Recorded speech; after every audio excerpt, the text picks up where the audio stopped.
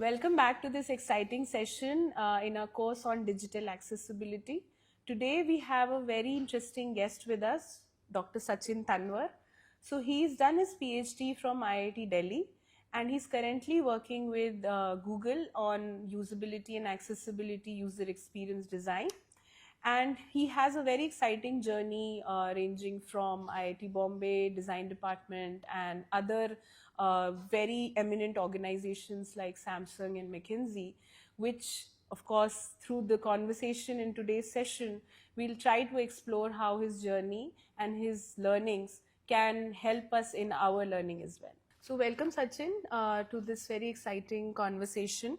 We'll first try to get a glimpse of your personal journey and career path. So you've had a fascinating journey from IIT Bombay to IIT Delhi and through several organizations like Samsung, McKinsey and Google. So what drew you towards user experience design and how did accessibility become such an important part of it? Thank you, Richa. So I think my journey was more or less unplanned. I was not planning to become a designer and then to pursue things that I pursued later. While I was in college, I was doing engineering and I had little clue about what accessibility is or what design it is. I was not clear on that. So I was actually preparing for an MBA where I was trying to struggle with the MBA colleges and the preparations that needs to go in there. But then one of my friend's sister, and I'm thankful to her. So she told me she was applying for some undergrad design college while I was in engineering fourth year. So she said that my work or the projects that I kind of do is more associated towards something called as design. So I should have a look at the design colleges. And then I checked out certain design colleges that are in India, NID, IITs. And then I was fascinated to see the projects, the students' projects that were there. And I was like, this is what I wanted to do, not MBA or not MTech, because my, again, inclination of projects or the things that I was doing was already inclined towards design. So for example, I was making certain robots in the college to help a zoo feeder feed the lion without going in front of them in person. So that enables that person to, just pass on the food without getting seed, so that the lion eats the food in a natural habitat, not sort of in cages, right? And also then I developed a robot which was more around helping users who cannot go from one place to check out certain things in the houses. So for example, the door is opened or not, or the windows is open or not, or the gas is lit or not. So they can sit at one place, they can send this car controlled by their Nokia mobile, and they can see the interface on the phone itself. So that time we didn't had like CCTV apps and all of it, all those tech. This I'm talking about 2009 and 10. So made those sort of projects, and again it was not targeted towards accessibility back then, but then I realized that it will really help people with mobility issues to find what is happening around the house without going there, right? So from there, my design journey started. I learned about design. I got lucky enough to crack IIT Bombay and learn design there. So why I joined IIT Bombay? Because it was more of interaction design degree there. So being an engineer, that was my inclination. I then joined IIT Bombay and did my master's in design from there. From there, again, it was more of a design journey. Then while working, after graduating, while I started working, I realized there's a gap in industry, which is around the accessibility requirements of people with certain needs. So while working at Samsung, I realized Android OS, for example, it changes every year, right? So many of the people, they buy a new Android device just because they offer new features, new visuals, new style and all of that. And while I realized that every year the OS upgrades, but the accessibility features, there's a very minimal changes to them. So I tried to investigate why is that. And from there, my research journey began when I tried to understand why we have a slower paced changes in the domain of accessibility. What are the user needs and what as a person with design background I can build. Wow, that is quite a journey. And you did shed some light on some pivotal moments about like somebody kind of informing you about design careers being an option.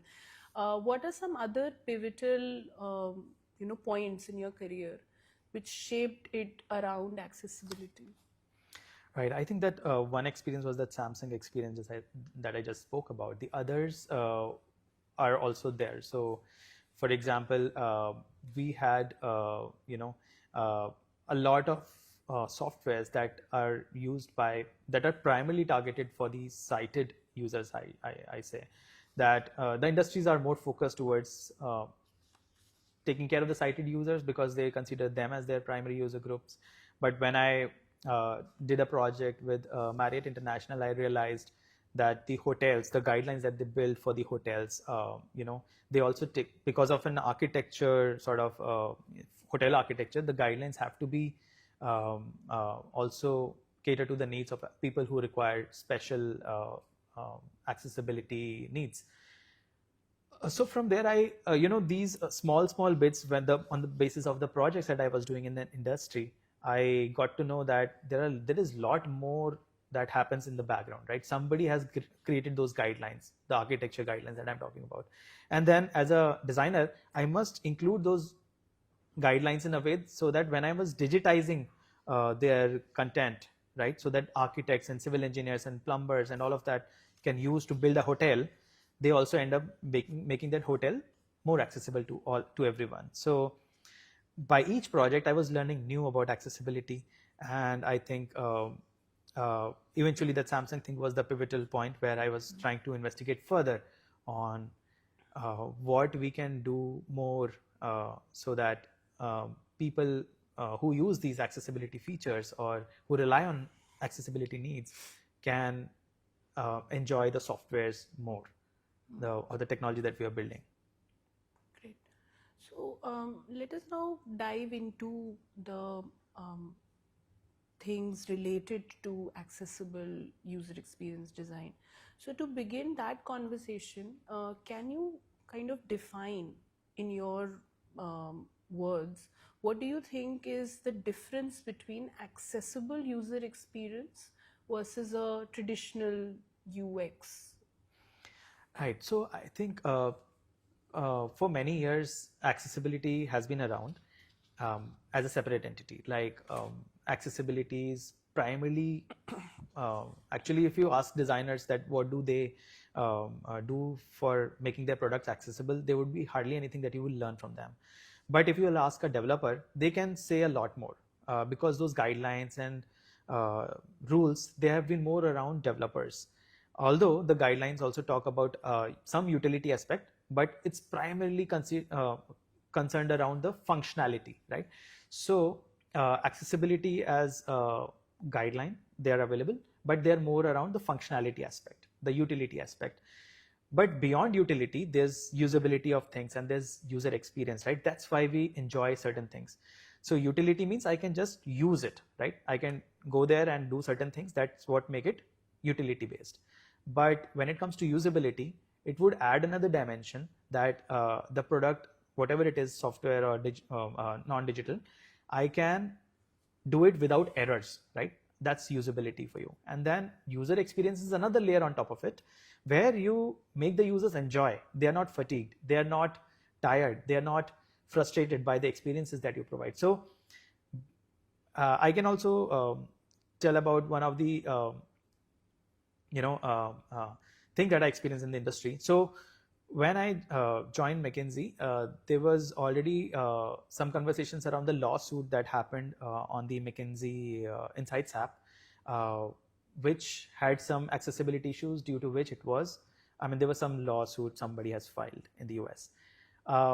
Now to tackle that, I saw it as an opportunity that, while we are talking about accessibility, like fixing accessibility in the product, I can actually make it one step ahead or one step more closer toward the better user experience. So that's where I thought that I Googled this term, whether it existed or not, accessible user experience, and I found it. It is there, like somebody wrote certain articles about it, but very minimal back then. And then I think there were more conversations around that I later on realized that happened over accessible user experience, which made a regular user experience more accessible. Like the designers who are doing UX right now, they are primarily again centered around sighted users, but not everyone else. So this accessible factor makes the design more universal, and of course the experience is not compromised.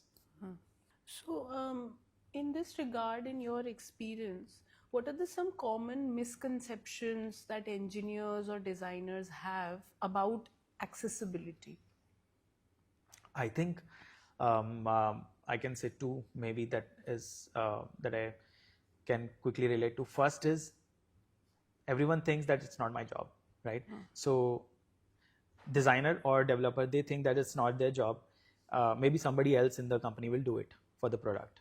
My job is to just design or just code whatever is being designed and make it functional. So we are still stuck with that functionality yet. So everyone thinks that somebody else will flag some issues, let's say testers or whoever, and then I will fix it, right? Or maybe there's some guidelines that somebody will check later on and will come back to me with some list that, hey, fix this. So that's first, that we believe maybe still that it's not my job. Second is that when I start making something, right, I seek help and I have some resources that I want to use. So here what happens is the guidelines or the result, the checklists are not there just for what the specialized need that you need for, but they're in general available, and thus you must then train yourself. So thinking that I'm an expert and I can just use this checklist and I can solve the problem, it's not true. You need to first be aware and make yourself more learned. Then you can use the checklist, and then you can improve the designs or the development you are doing. So, as you clearly mentioned that you have worked across several global organizations over the years. So, what differences have you observed in how accessibility is prioritized in different organizations or across the globe in different countries? I think this is a very important question in the sense that it changes by every company. Like every company has a different priority. So some prioritize going live with the feature that they just built. Some prioritize making it more holistic or universal, that anyone else can use it. Some prioritize the conformance to these laws, that nobody should sue us before we release a product. So they have certain checks in place before they even release a product. And some, they just don't care, right? Because maybe they will not get sued, and also they always feel that they have less time to build things up. So I think it changes by company. The bigger company means they will better sort of align with the laws. So it was not the story 10 years back. 10 years back, everyone was doing it the same. Like they were releasing features and then they were getting sued because their product was not accessible. But then in the last decade, there have been a lot of improvements in that process of building softwares, especially that the product is checked at certain stages. Again, not everyone does it. Maybe you can say 1% of the companies that we have, maybe 1 or 2%. Still a less number, but I think that number is growing. And I think we can see more companies that can incorporate inclusiveness in their processes when they sort of build these softwares. So, so how would you think that different organizations look at accessibility from an economic perspective? I think that's the I think major deal for many companies who deprioritize accessibility, because they always compare it with the cost that will incur. So I think, but it's a short-term thing. If those companies will see the benefits of it, that they are targeting the larger user group, they are making people more brand loyal. So I think those are more bigger wins. Plus it will also open, if you see competitive advantage, this will open a new dimension for them, that they are more much better from their competitors if they include accessibility in place. Although it incurs some cost definitely, because it's some efforts that um, you may need one or two specialized talent in the team. But if you upskill your team members, they would also it's a one-time investment, but they will eventually what this will translate is to making every product that you build accessible. So it's a one-time investment, but I don't think it's a major thing. But of course, it will have much better benefits for the organization. So, what role do you think does government policy play in enabling organizations to work on compliance?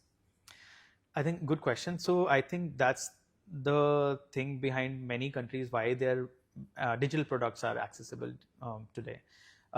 So, for example, US has Section 508, and Australia and European markets, they all have country-specific laws or the region-specific laws that sort of, I'll not say empower, but I will say direct the companies to build their products based on those laws or conformances. So they must comply on those regional laws. So, for example, WCAG guidelines, they're a set of guidelines, right? And all these laws, they use these guidelines plus or minus some other regional requirements. These laws then sort of are published, and companies who are in that region or operating in that region, they must follow these guidelines so that the product is accessible to these users who are there in that particular geography. Now, the governments of different countries, like more developed countries, there'll be tighter scrutiny and better guidelines and all of that will be there. But those who are still developing or are underdeveloped, this phenomena is still not yet there. We don't have, like, for example, in India, we do not have like a law as such. We have guidelines, we have best practices, but not laws for the private players, like a private company who should make their products accessible. It's not yet there. But the government websites, and recently I heard that the banking websites also, they must be accessible. They should follow AA guidelines, WCAG AA guidelines. So it's coming there for the developing countries, I think, especially India, but not yet there. I think the more tighter the scrutiny will become in future.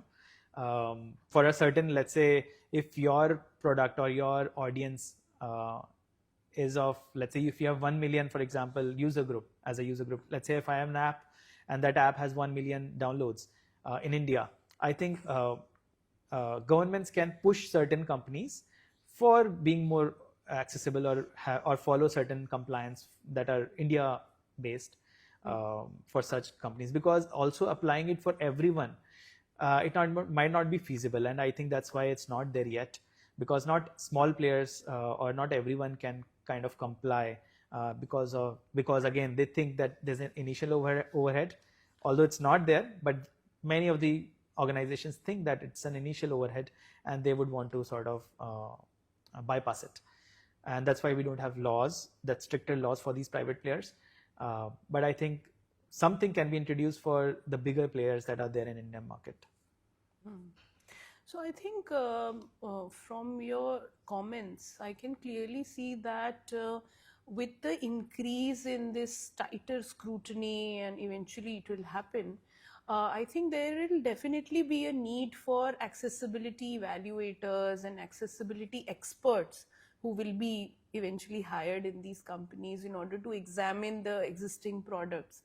So maybe for our viewers, this can be a good career option as well, to understand about accessibility and maybe develop your profile as an accessibility assessor or evaluator or an accessibility expert.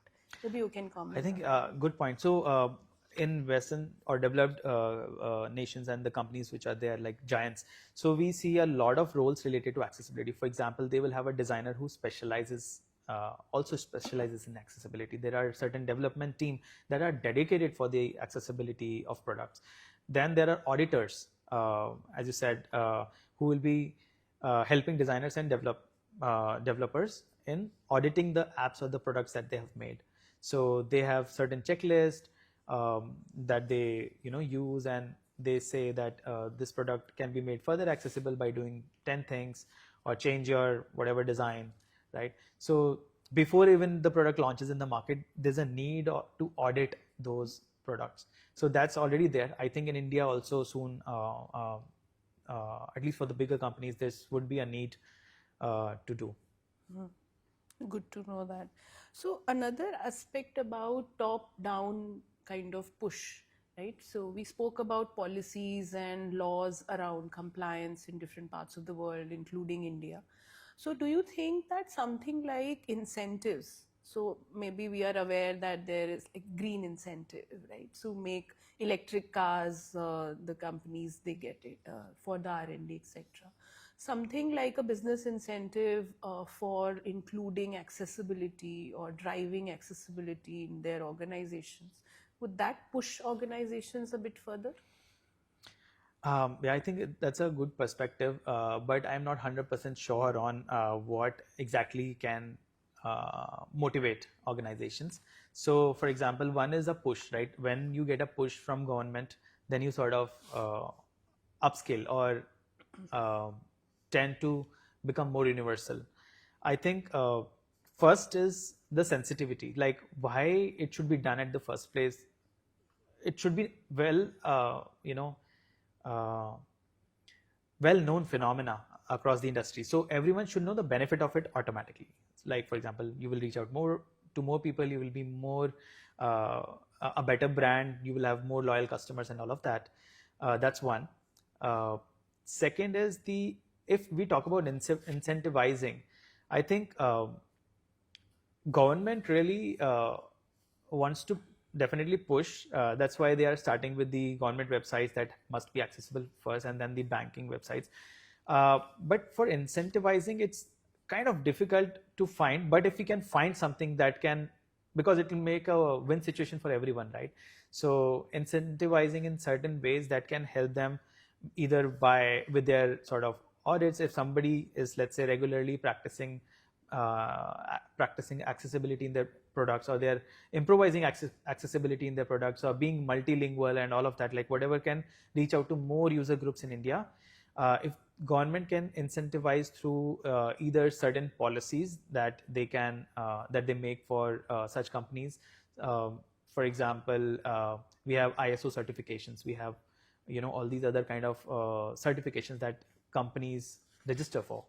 I think if something can be created there, let's say even if I can give an example of those stars that we see in our refrigerators, right? Like one customer goes and sees a 5-star rated refrigerator, maybe they will be inclined to buy that, right?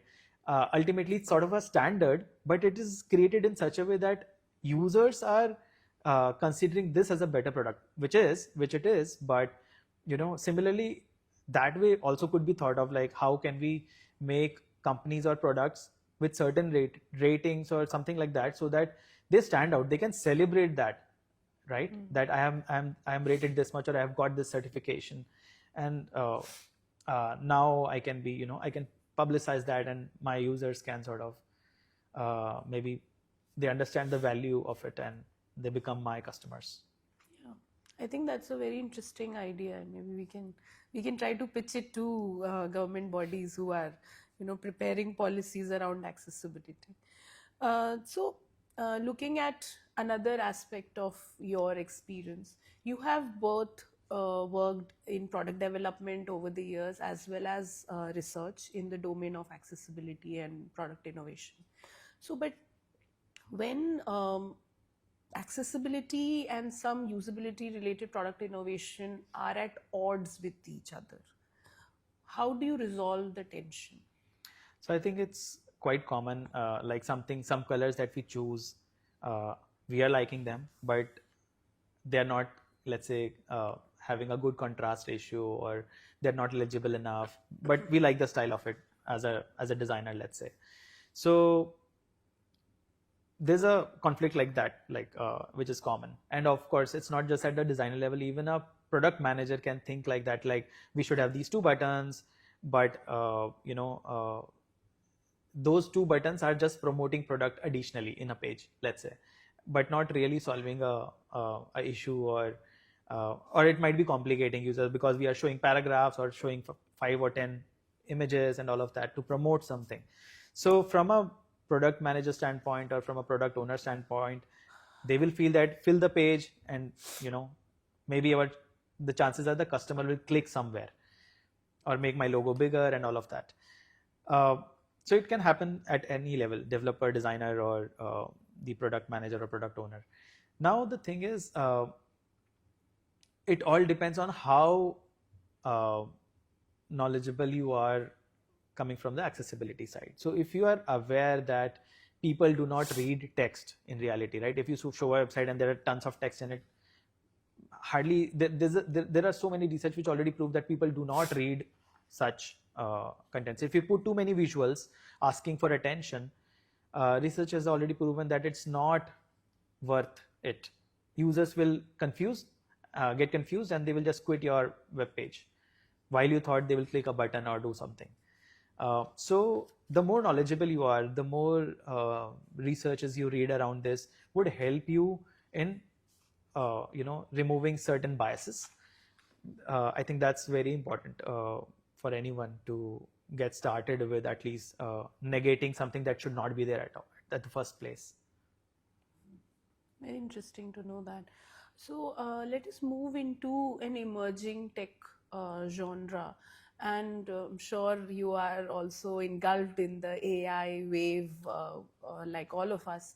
So how do you think AI and other emerging tech, maybe wearables, or there are a lot of research going in that area, new wearable technologies are coming up every day. How do you think these kind of technologies would impact accessibility and product design, which is more accessible? I think it's something that is really big now, and it recently started, right, with generative AI. Now the thing is, it is really helpful in tackling some of the accessibility issues. So for example, captions, right, or the subtitles. So a lot of streaming platforms, they, instead of having like manual subtitles, they started automating it. And now the result is you can even see a Spanish video or something like that with those subtitles, right, that are automatically translated. So it's not somebody is feeding them. So the accuracy has reached that level that those text or those videos are already transcribed to you in a very easy fashion and consumable fashion. Now we will look forward to how it make it more maybe either customizable. So if I have a certain style of seeing some videos or some audios, like hearing some audios in certain pattern, maybe it can contextualize. I mean, that's the future, but not there right now. It can contextualize. So same is with your Google Home or Alexa devices, who are trying to learn, right, like who's speaking and what is the tone and all of that. So once that intelligence is built up, maybe things will become better at accessibility. Another example is transcription, right? So the live transcription, we might have seen some features in the phone advertisements, right, that when you are on a call, whoever is on the other side, while they are speaking, there's a text that's already your phone is writing, right, as they are talking. So it will help so many people, right? So definitely for the people who are, let's say, who have difficulty in hearing, but also for somebody who's busy and has just kept the phone, or in a silent environment, they cannot put it on speaker to listen the message, but they can just see the screen that what is the other person saying. So, there's a lot of benefit of this automation that's happening. And I think AI, as it grows and becomes better, can have more personalized and customized experiences that can really uplift the accessibility challenges that we have today. How do you think the other emerging tech, such as wearables like Meta, Ray-Ban, and other smartwatches, and there are a lot of wearable tech also which is coming up. How do you think they can help in accessible product development?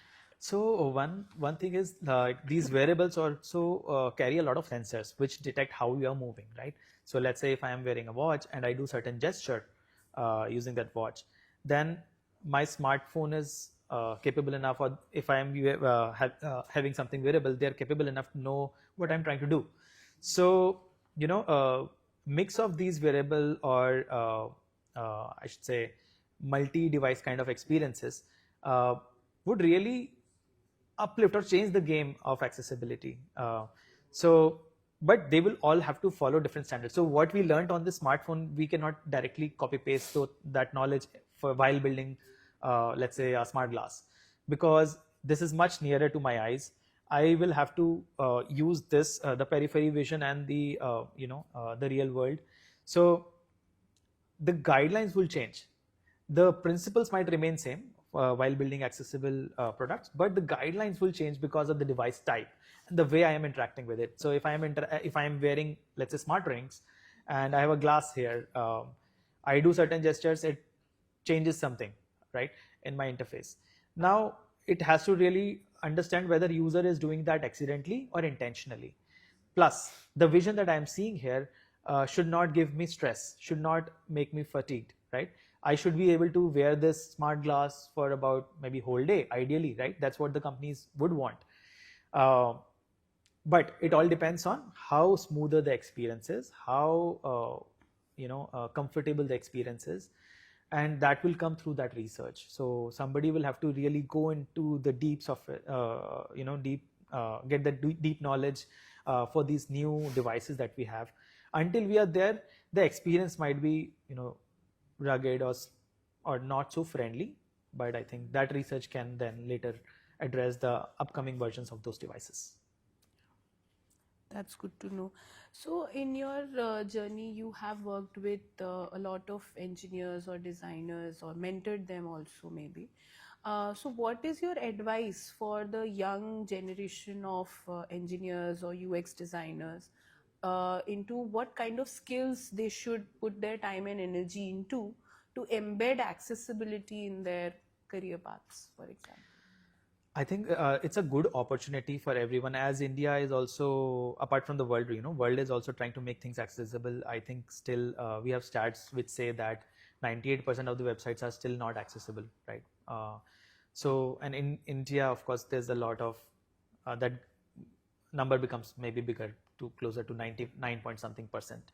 So there will be a need of designers and developers and auditors and all of it, all the talent around accessibility who can contribute to such organizations, contribute making these products more accessible. Now, when you say about career, I think designers, let's say I cannot be a designer who started from day one, and let's say after 5 years, 10 years, 15 years, why would somebody pay me, right? Like if I am the same designer who was there day one and day like of the whatever 15th year, I have to upskill as a designer, right? And that does not mean that today I'm designing for like certain apps, tomorrow I'll design for more complex system and all that. That will be there, but what new you are bringing, what new talent you're bringing to the table, right? It becomes a differentiator. So you have to not compete at a college level when you're trying to find jobs, but also when you climb the corporate ladder. So either you can go in an individual contributor role, like IC role, you can either grow as a people manager, or you can continue using that IC role. But that IC role has to again upskill, right? Accessibility gives you that opportunity. So I think if you gain that knowledge, you start practicing accessibility, whether your organization is asking for that or not.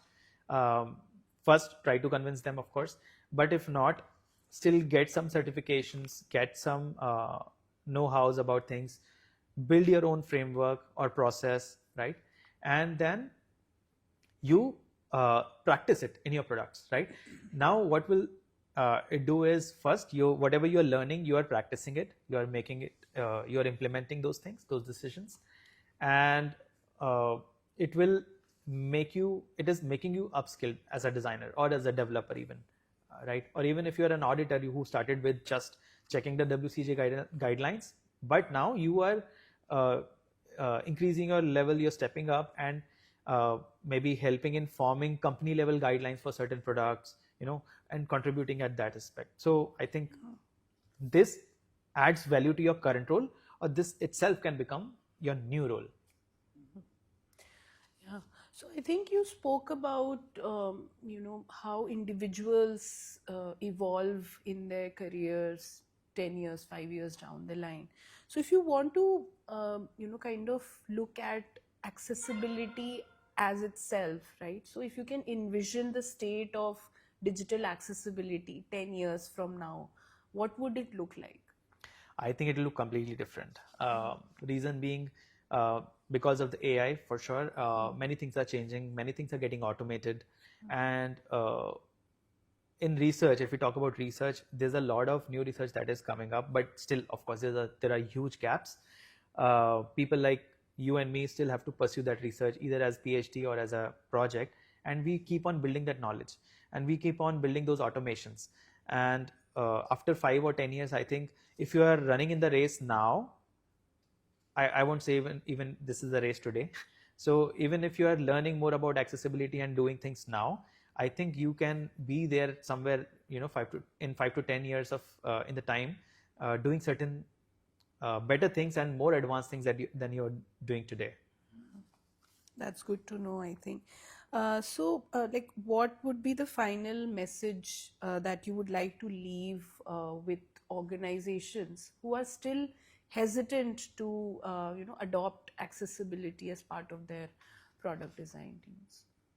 I think one basic thing would be, or very important thing would be, it's not just for people who you do not consider your market segment.